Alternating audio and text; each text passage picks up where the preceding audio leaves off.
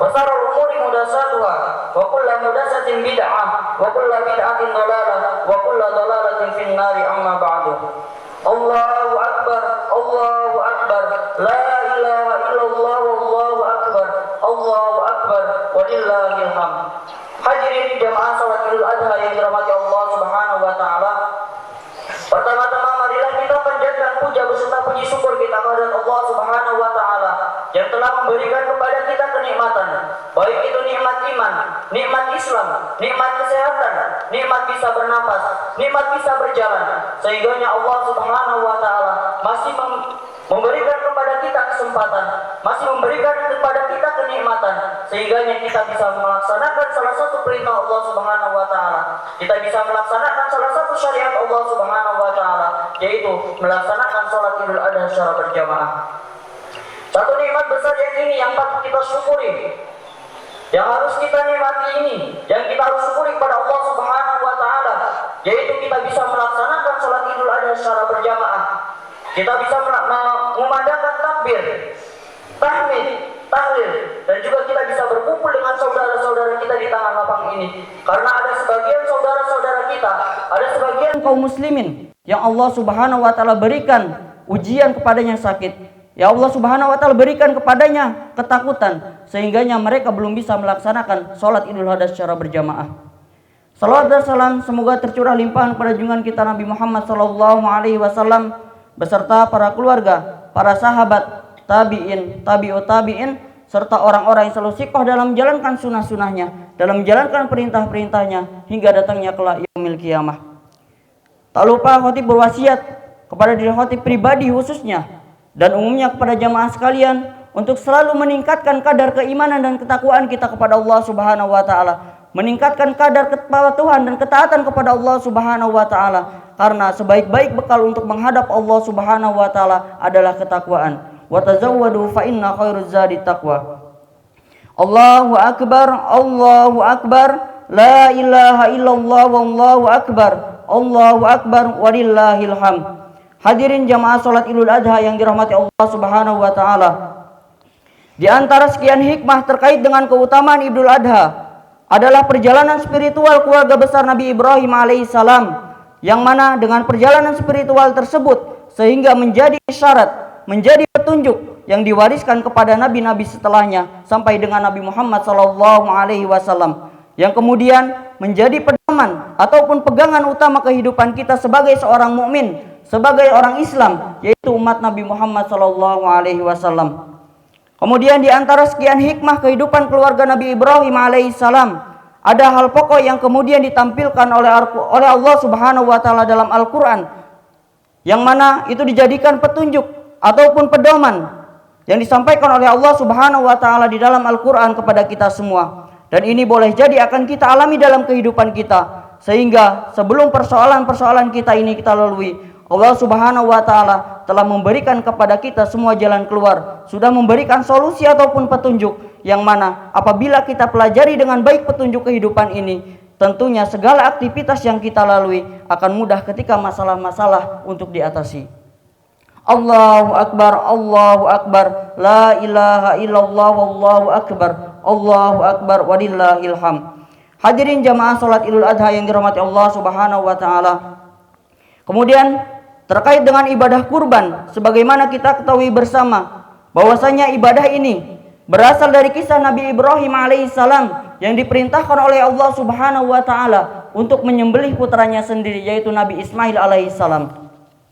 Allah Subhanahu wa taala mengabadikan kisah ini di dalam Al-Qur'an surat As-Saffat ayat yang ke-99 sampai ayat yang ke-111.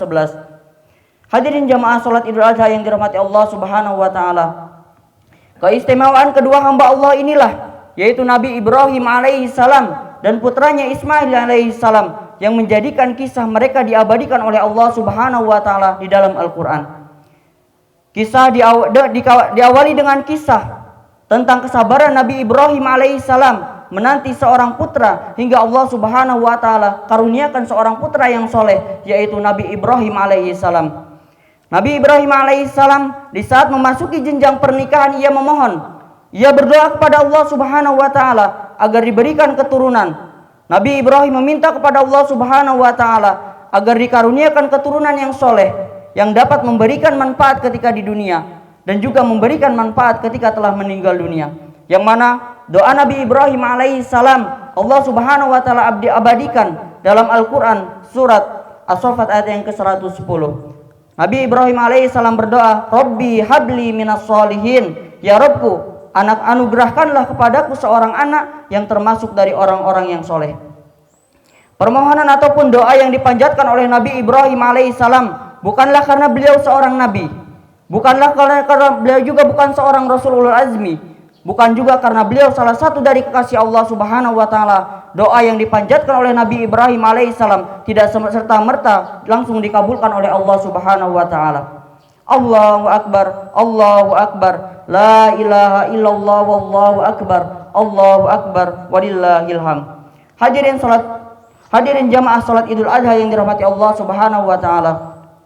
Syekh Muhammad Ali As-Shalabi dalam tafsirnya mengatakan bahwasanya doa yang dipanjatkan oleh Nabi Ibrahim alaihissalam, doa yang diminta oleh Nabi Ibrahim alaihissalam kepada Allah subhanahu wa ta'ala, Allah subhanahu wa ta'ala baru mengabulkan permintaan itu, baru mengabulkan permintaan Nabi Ibrahim alaihissalam untuk dimintai keturunan, yaitu sekitar 75 sampai 80 tahun setelah pernikahan Nabi Ibrahim alaihissalam. Kita bisa membayangkan begitu besar cinta Nabi Ibrahim alaihissalam kepada putranya yaitu Ismail, anak yang selalu ia inginkan, anak yang didamba-dambakan. Setelah lama sekian ia berdoa kepada Allah subhanahu wa ta'ala, ia bermunajat kepada Allah subhanahu wa ta'ala untuk diberikan keturunan. Akhirnya Allah subhanahu wa ta'ala mengabulkan doa ataupun permintaan Nabi Ibrahim alaihissalam.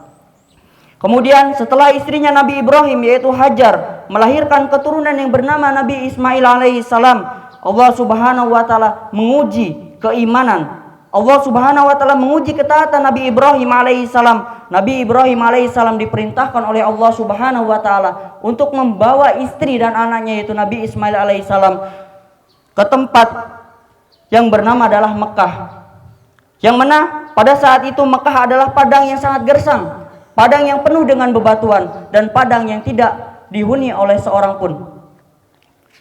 Jamaah salat Idul Adha yang dirahmati Allah subhanahu wa ta'ala, setelah beberapa tahun Ismail tumbuh dengan dewasa. Betapa bahagia Ibrahim sebagai ayah melihat buah hatinya tumbuh besar dengan baik.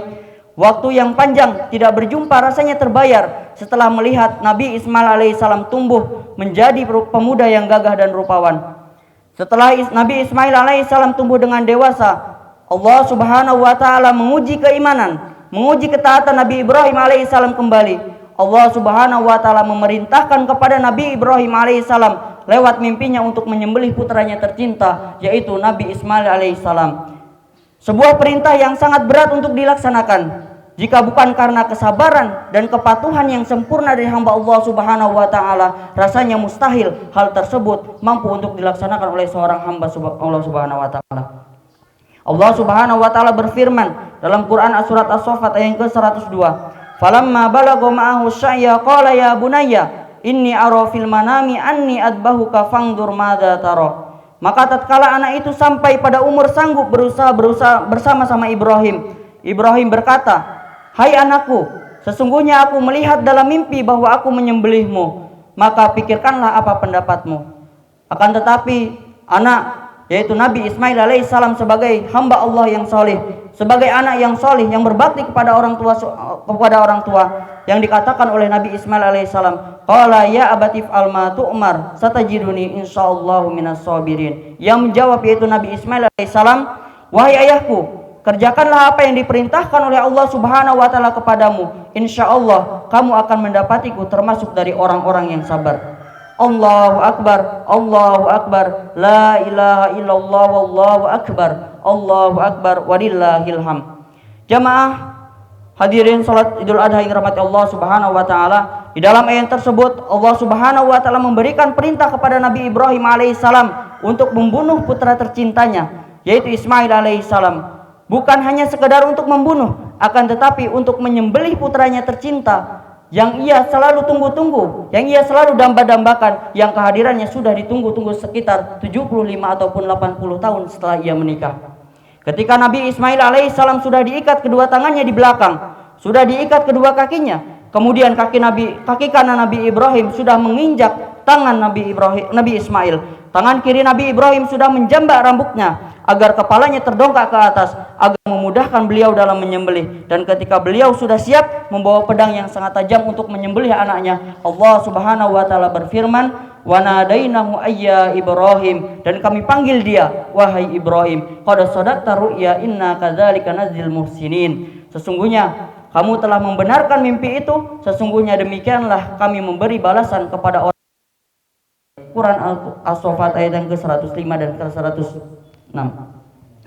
Kemudian Allah Subhanahu wa taala menggantikannya, menebus Nabi Ismail alaihissalam dengan seekor sembelihan yang sangat besar. Wa fadainahu bidibhin alim. Allahu akbar, Allahu akbar, la ilaha illallah, wallahu akbar, Allahu akbar, walillahil hamd. Hadirin jamaah salat Idul Adha yang dirahmati Allah Subhanahu wa taala. Dari kisah perjalanan spiritual dua hamba Allah Subhanahu wa taala yang soleh, yaitu Nabi Ibrahim alaihissalam dan putranya Ismail alaihissalam, ada beberapa iktibar ataupun pelajaran yang bisa kita ambil dari kisah perjalanan dua hamba soleh yang Allah Subhanahu wa taala banggakan.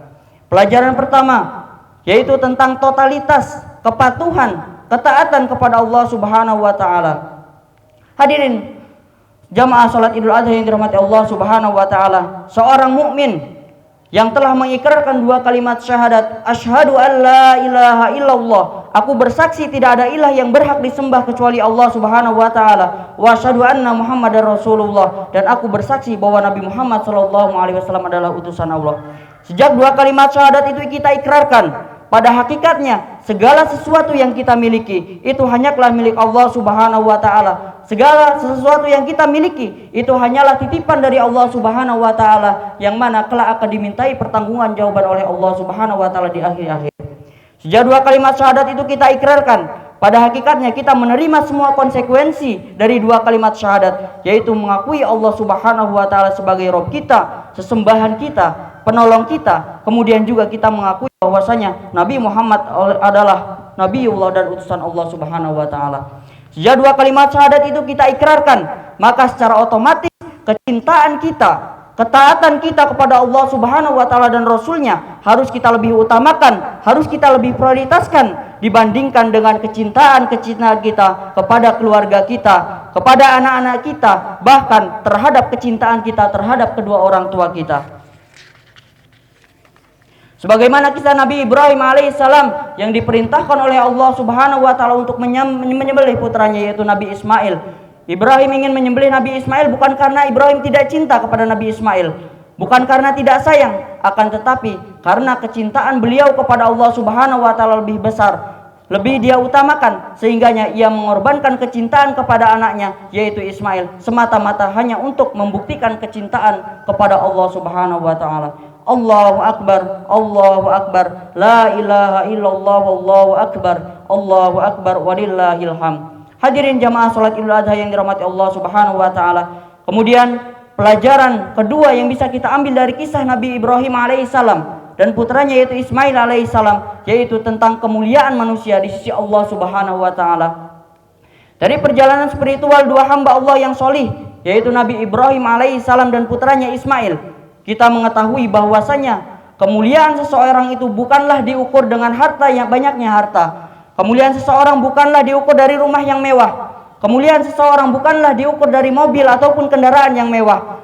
Kemuliaan seseorang bukanlah diukur dari jabatan yang tinggi, akan tetapi kemuliaan seseorang di sisi Allah Subhanahu wa taala diukur dari ketakwaan dan ketaatan kita kepada Allah Subhanahu wa taala. Kita melihat bagaimana Nabi Ibrahim alaihissalam dan keluarganya begitu patuh terhadap perintah Allah Subhanahu wa taala, begitu taat kepada perintah Allah Subhanahu wa taala, menjalankan semua perintah Allah Subhanahu wa taala walaupun secara nalar pikiran kita tidak akan bisa masuk akal. Diperintahkan oleh Allah Subhanahu wa taala untuk menyembelih putra tercintanya, akan tetapi karena itu perintah Allah Subhanahu wa taala, Nabi Ibrahim alaihissalam mengerjakannya. Sehingga dengan mengerjakan perintah Allah Subhanahu wa taala, dengan taat kepada Allah Subhanahu wa taala, dengan patuh kepada Allah Subhanahu wa taala, dengan hal itulah yang menjadikan Nabi Ibrahim alaihissalam dan keluarganya mulia di sisi Allah Subhanahu wa taala.